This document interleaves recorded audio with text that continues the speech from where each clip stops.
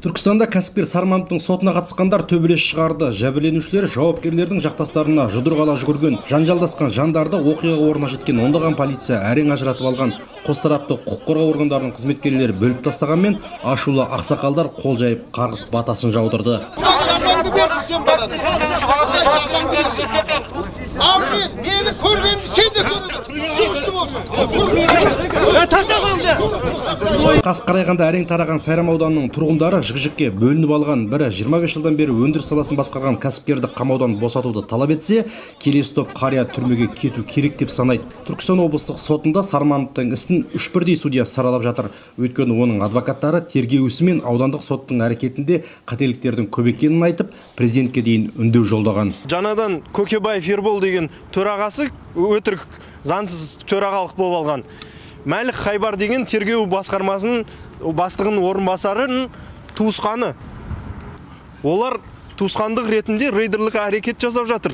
Осы Шымкент қаласына жақын жерлерді иеленіп алуға, Нұркөл жауапкершілік серіктестігіне иеленіп алуға, Қайнарастықты өзіне рейдерлік түрлімен жаңа сотта айттым, иеленіп отыр. Хозяйство моего отца расположено рядом с городом Чимкент, и мегаполис растет именно в ту сторону.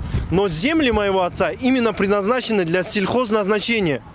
К концу 2020 года должны были отменить мораторий.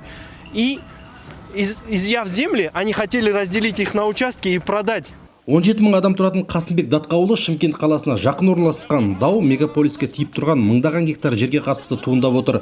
Бір жылдан бері соттасумен жүрген тұрғындар биыл дивидендсіз қалмақ.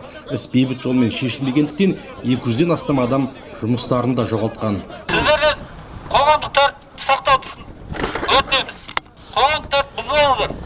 Әкімшілік жауапкершілік бар екендеріңізді ескертеміз. 69 жастағы Хали Сарман былтырғы жылдың 1 қазанында қамауға алынды. Оның үстінен Қазақстан Республикасы қылмыстық кодексінің 2 бабы бойынша іс қозғалып, Сайрам аудандық соты оны жуырда 7 жылға қамау туралы үкім шығарды. Сармановты қамағаннан кейін жәбірленуші жаңа жүр ғой көзіңіз. Соларды 20 күннен кейін барып ауыл аралап арыз жинаған. Ол үлкен кемшіліктің бірі. Одан кейін Сармановты осы іс бойынша қамауға алудың алдында аудитор қорытынды немесе тағы да басқа да бір эксперт сараптама болу керек тұғын.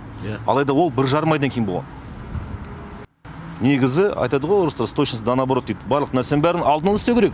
Обычно как бірінші арыз түседі, арыздан кейін анықтап, одан кейін барып жәбірленуші таниды ғой. А бұл жерде наоборот.